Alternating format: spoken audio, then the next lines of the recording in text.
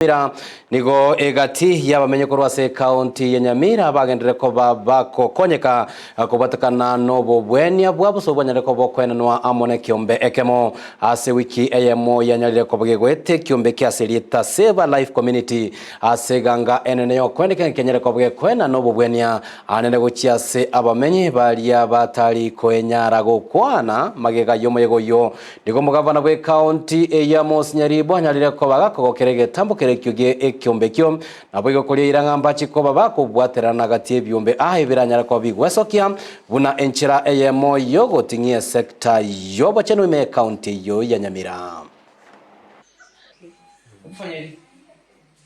You are sick, but even with the card you cannot do the investigation.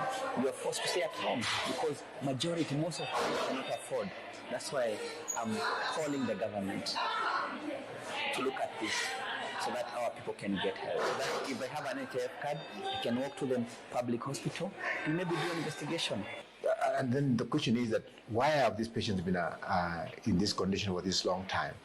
And sometimes you always assume that everybody must be able to get services that are required there, but it gives you an impression that look, there are still many in the countryside, many in the rural areas, even in urban areas who are having their ailments that are not being addressed to.